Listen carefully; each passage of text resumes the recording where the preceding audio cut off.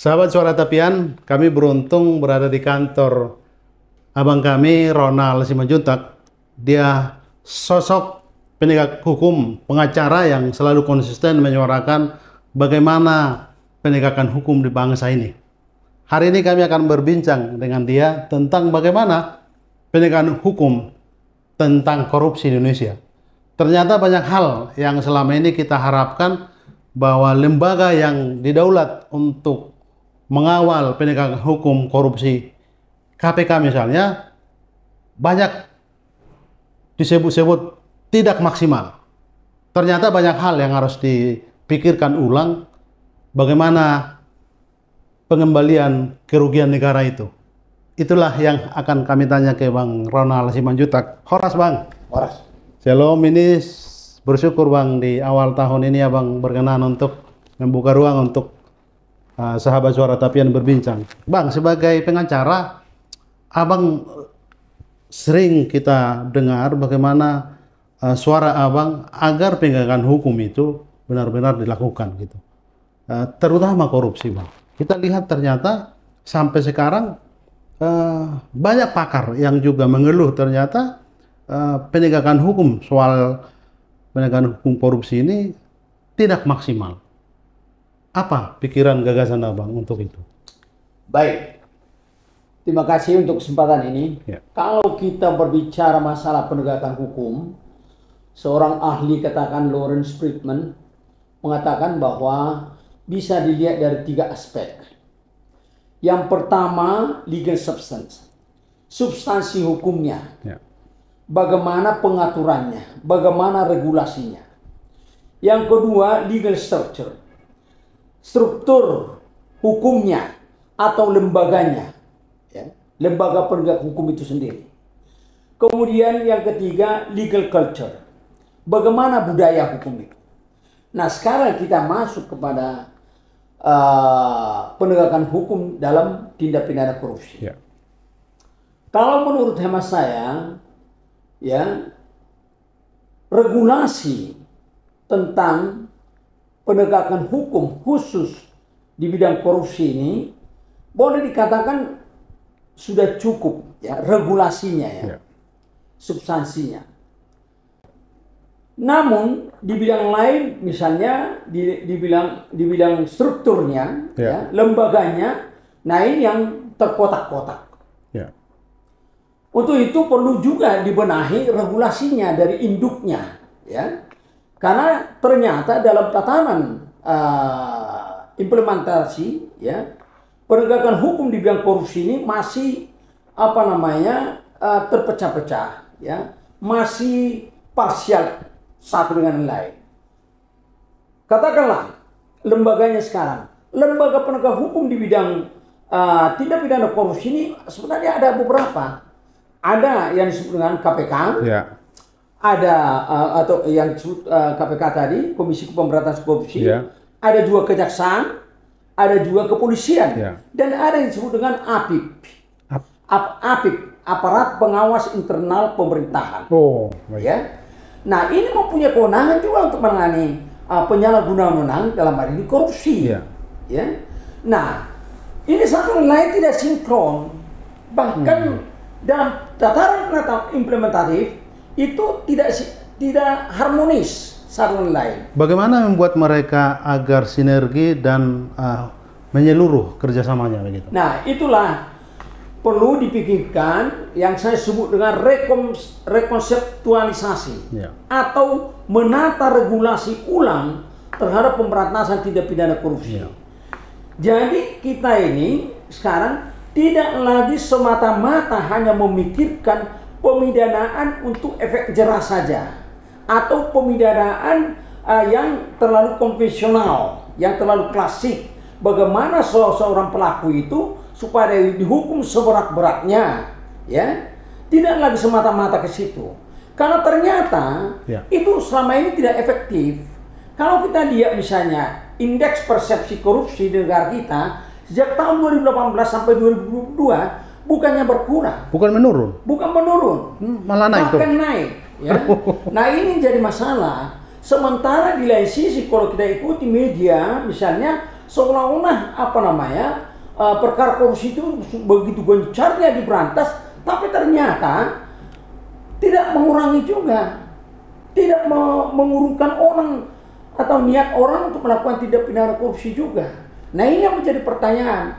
Jadi kalau itu yang saya katakan, tidak efektif lagi untuk hanya menghukum seseorang pelaku tindak pidana korupsi itu dari hukum pidana. Berarti Bang, kalau tadi penjelasan Abang dengan tidak kompaknya elemen-elemen tadi, polisi, jaksa, KPK ini, itu juga mempengaruhi penegakannya tidak maksimal begitu? Oh iya, salah satu faktor itu. Iya. Karena ini ketidakharmonisan para lembaga ini, ya, ini salah satu faktor. Yang kedua juga memang regulasinya juga, ya, karena lembaga yang menangani pun misalnya katakanlah terkait penyalahgunaan wewenang, Ya. itu kalau menurut Undang-Undang tentang Pemerintahan, ya, Undang-Undang Nomor 30 tahun 2014, itu bisa berwenang juga di situ peradilan tun.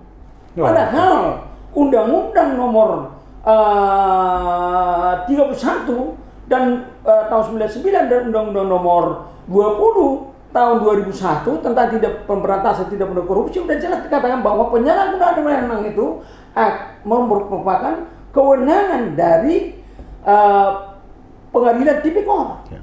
Nah, ini saja sudah beda. Gitu. Nah, itu yang kembali saya katakan tadi, tidak lagi boleh hanya semata-mata masalah pemidanaan saja. Terus dipadukan. Ya, baik juga dari hukum pidana maupun hukum administrasi negara dan hukum perdata. Maksudnya bagaimana? Hukum pidana, jadi kita pakai double track, ya, dual track, ya. Jadi pemidanaan silakan tetap jalan, tapi ini tidak boleh dinafikan administrasi terkait pembenahan birokrasi, ya. Kemudian perdata terkait pengembalian kerugian uang negara. Ini kurang disorot ya? Kurang disorot dan kurang dimaksimalkan. Baik. Kenapa?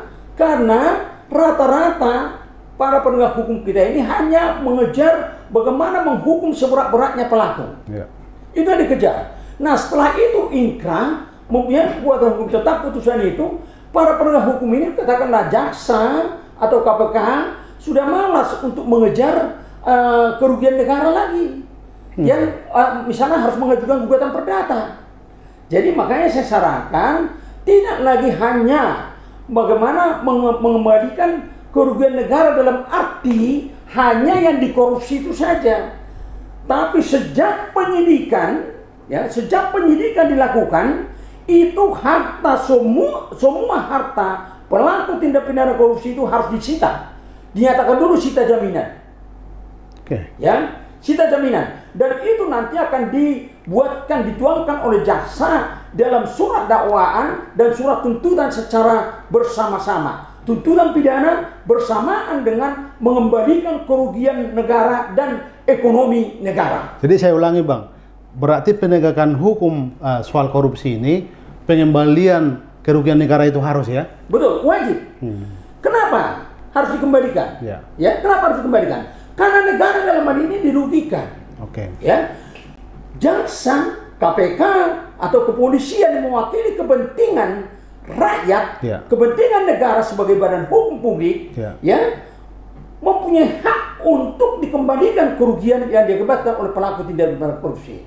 Untuk itu harus disita terlebih dahulu asetnya si pelaku ini, sehingga proses hukum berjalan sampai nanti suatu saat, ya, sudah mempunyai kekuatan hukum tetap putusan itu, maka tinggal mengeksekusi harta atau aset dari si pelaku tindak pidana korupsi.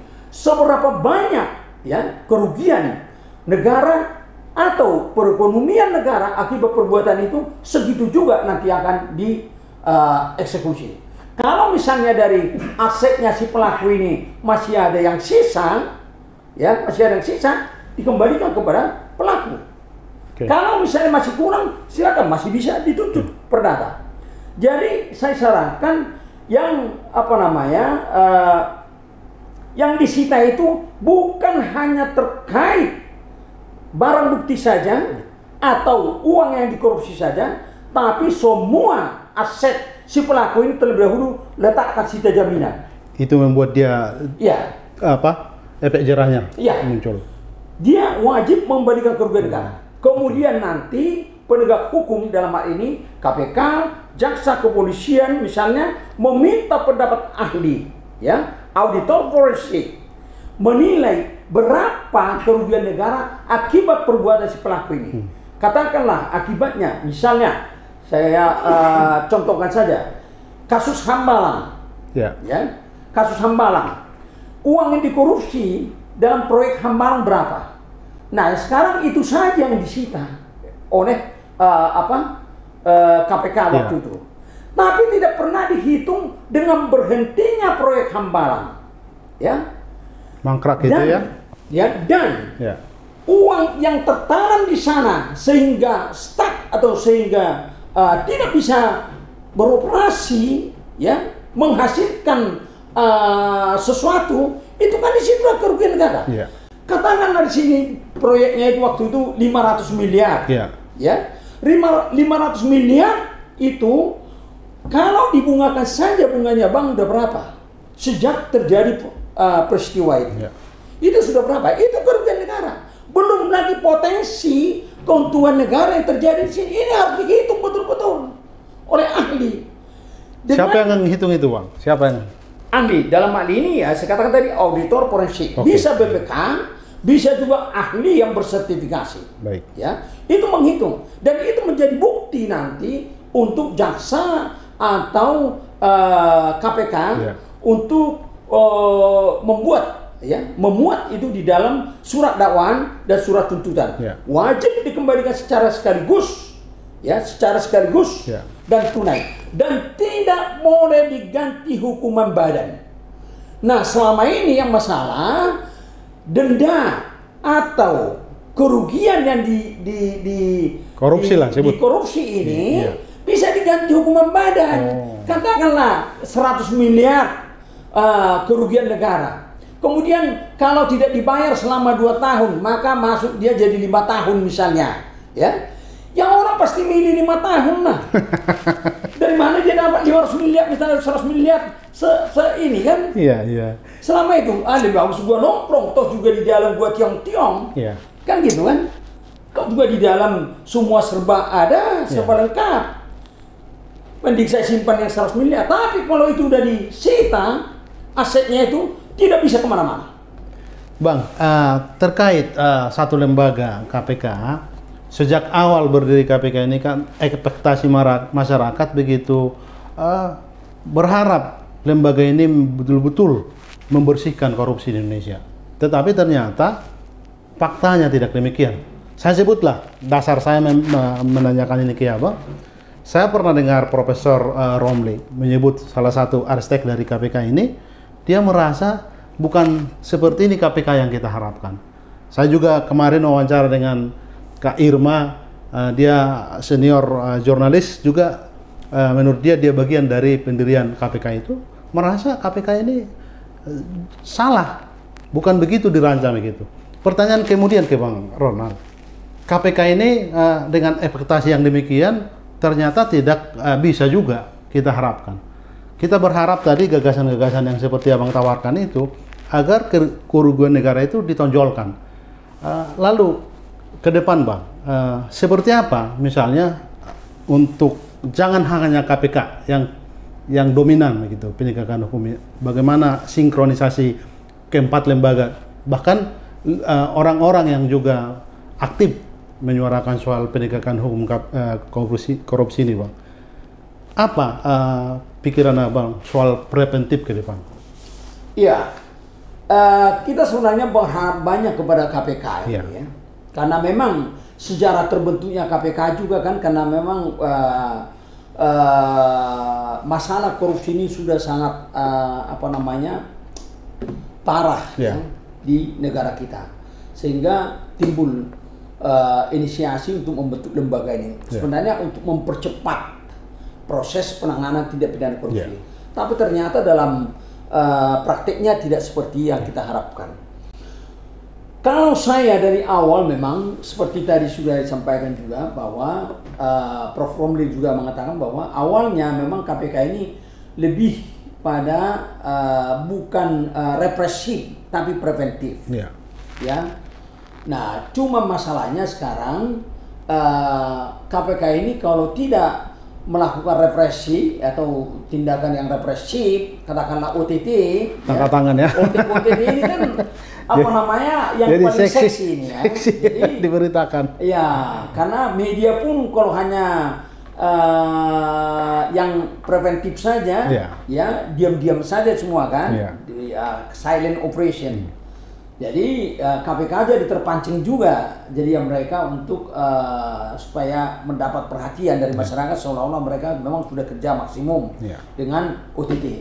Padahal kalau kita lihat sekarang ya, kita lihat indeks persepsi korupsi di negara kita, ya itu betul-betul OTT itu nggak begitu takutin itu. Ya.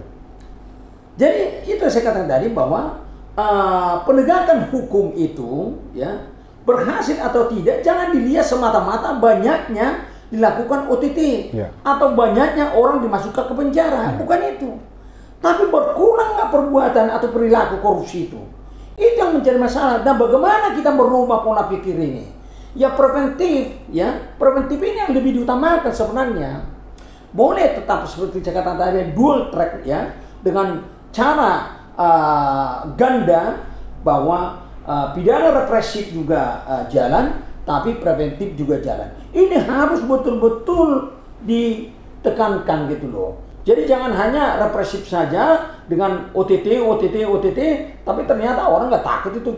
Sekarang kalau kita lihat di pengadilan, orang mengatakan bahwa di pengadilan juga sudah banyak KPK katanya, tapi ternyata di pengadilan itu main juga semua itu.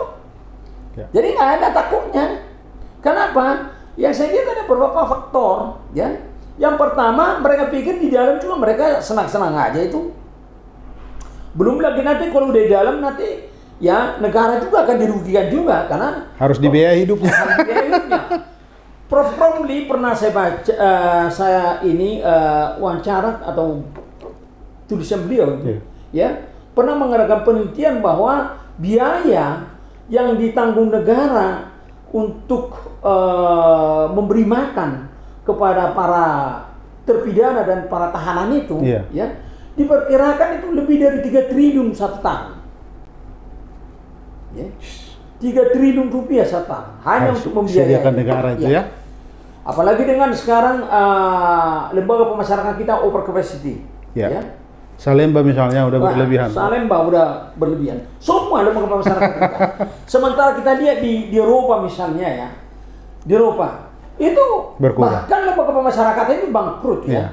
Tutup, bisa jadi tempat hiburan, bisa jadi mall, apa di mana masalahnya? Nah ini kita harus kaji ulang. Baik. Penegakan hukum kita ini udah kayak apa? Jadi harus ada punya konsep ulang kita penegakan hukum kita tadi itu. Kita lihat dari yang 3 saya katakan tadi, ya legal substance-nya, baik legal structure-nya dan juga legal culture-nya. Ini yang menjadi perumahan kita. Baru nanti kita lihat di tataran implementatif, udah kayak apa. Ya. Nah, ini menjadi penilai untuk kita apakah penegakan hukum kita ini sudah seperti yang kita harapkan atau tidak, efektif atau tidak.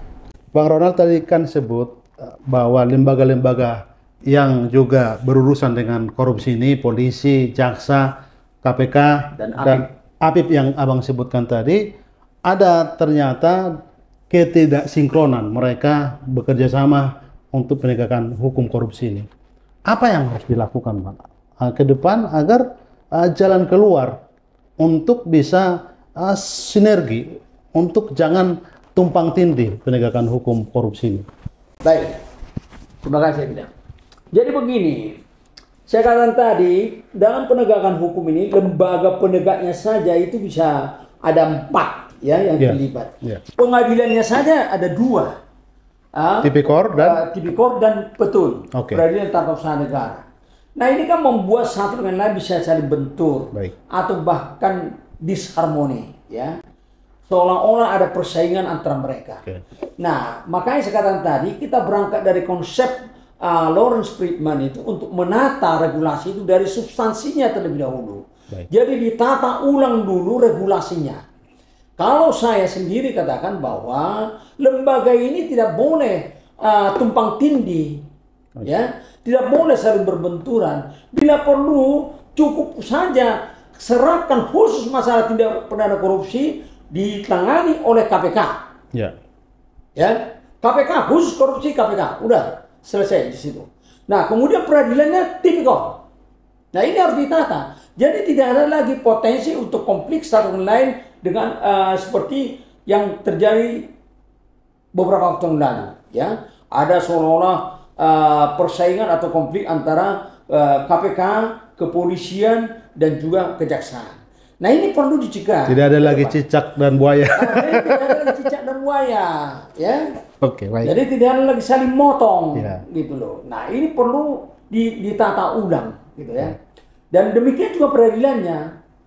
Jadi setiap yang berbentuk penyalahgunaan wewenang karena salah satu unsur di dalam tindak pidana korupsi itu, apakah seseorang itu memenuhi persyaratan dituduh atau didakwa untuk melakukan tindak korupsi, salah satu unsurnya adalah penyalahgunaan wewenang atau pelanggaran hukum. Nah, setiap penyalahgunaan wewenang udah serahkan saja ke undang-undang, ditata undang-undang saya katakan tadi, di undang-undang tentang penanggulangan tindak pidana korupsi.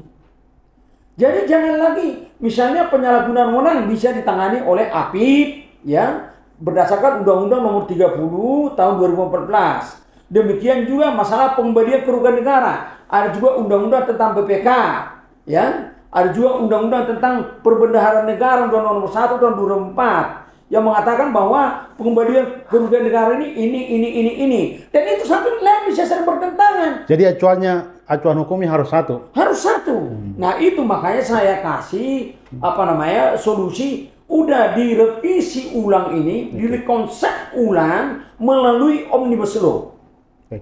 Ya, setiap perkara tindak pidana korupsi, penyalahgunaan wewenang dicantumkan dalam undang-undang yang baru ini, ya, dengan metode Omnibus Law. Jadi tidak perlu lagi merubah undang-undang itu semua. Sekarang ada beberapa undang-undang yang berhubungan dengan penyalahgunaan wewenang dan korupsi. Ya, itu semua disatukan, ya. Dicopot dari sana, copot dari sini, masukkan ke undang-undang baru yang saya sebut dengan undang-undang tentang penanggulangan tindak pidana korupsi. Direvisi apa diperbaiki ulang? Diperbaiki dalam arti melalui Omnibus Law. Oke, ya, baik. melalui Omnibus Law, ya. Jadi kanalnya jelas, ya. Ya, Omnibus Law itu kan satu untuk semua. Iya. Jadi undang-undang tidak pidana korupsi ini setiap yang menyangkut masalah pengaturan penyalahgunaan wewenang tentang tindak pidana korupsi disatukan dalam undang-undang ini. Oke. Ya. Baik. Jadi tidak satu-satu undang-undang itu yang dirubah. Ya. Oke. Tidak dirubah undang-undang tentang perbendaharaan negara, tidak dirubah undang-undang tentang pemerintahan, tidak dirubah undang-undang tentang BPK. Oke. Jadi yang semua itu disatukan, termasuk mengatur masalah tadi saya katakan sita jaminan. Baik. Ya, sita untuk pengembalian kerugian negara atau ekonomi negara.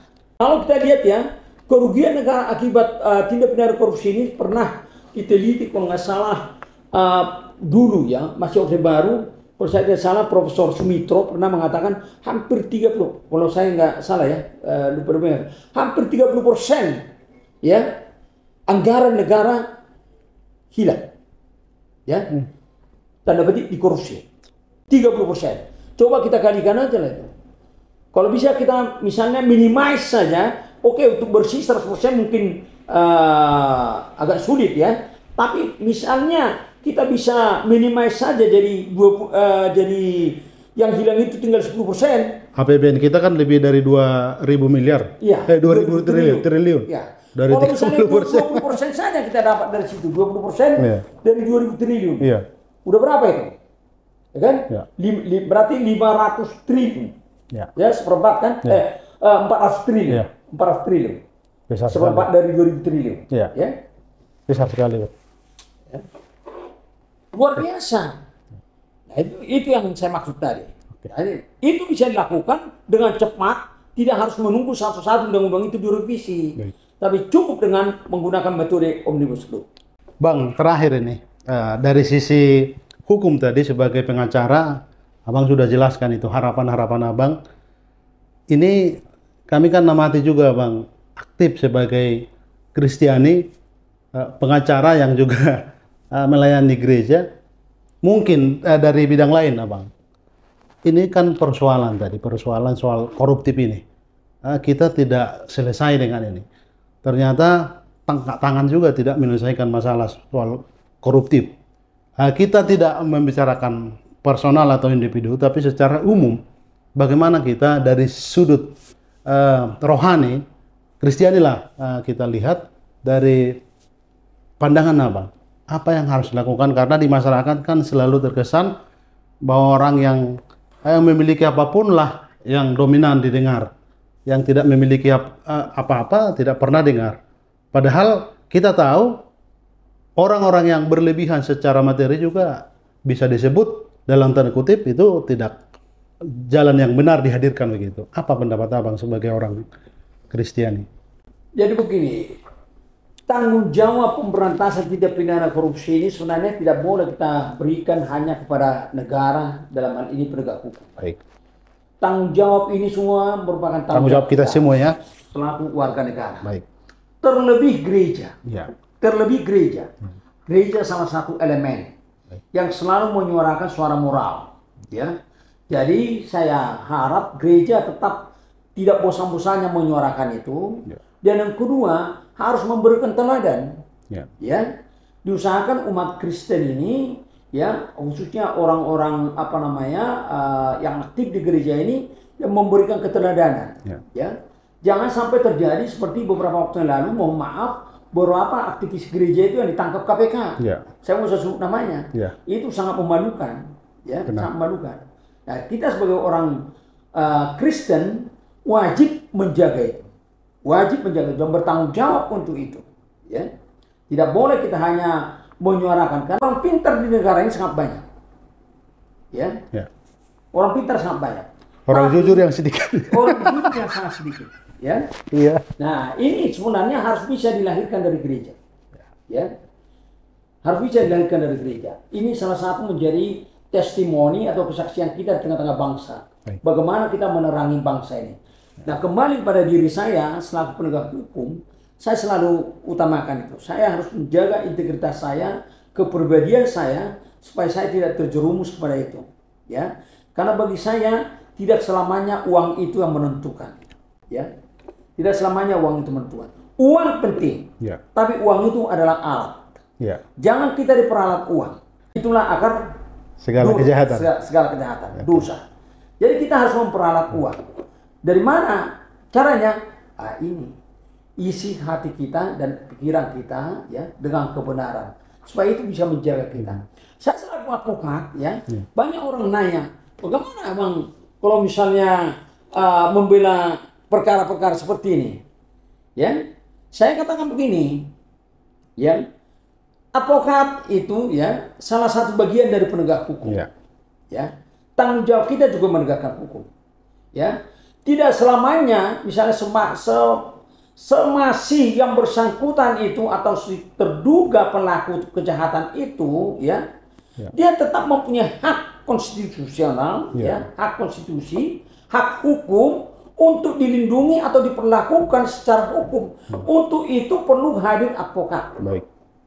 Untuk itu perlu hadir pengacara. Ya. Ya. Jadi dalam rangka melindungi hak dan kepentingan hukumnya.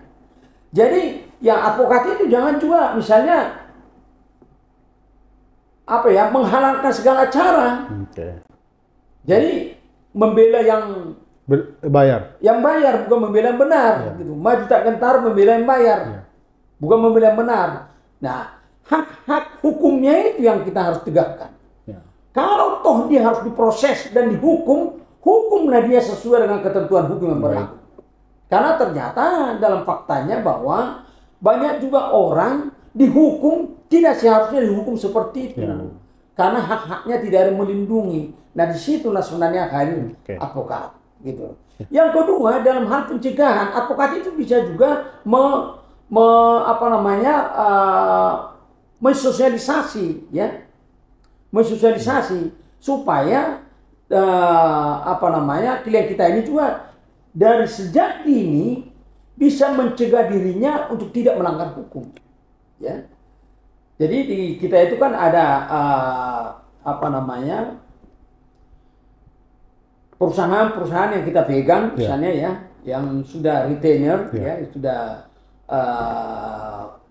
kita legalnya di sana. Dari awal kita udah advice, kita sudah berikan syarat-syarat kepada mereka supaya dicegah jangan sampai mereka melanggar hukum. Nah, kehadiran advokat itu ya di situ salah satu. Kalau memang sudah terjadi pelanggaran, yaitu menegakkan tadi hak-hak hukumnya, gitu loh. Nah, jadi kembali pada pertanyaan tadi, saya kira gereja wajib hadir di situ. Ya. Baik, demikian sahabat Suara Tepian bincang-bincang kami dengan Bang Ronald Simanjuntak. Banyak hal yang kami dapatkan. Kami berbincang tentang penegakan hukum soal korupsi di Indonesia. Terima kasih, Bang. Sama-sama, terima kasih.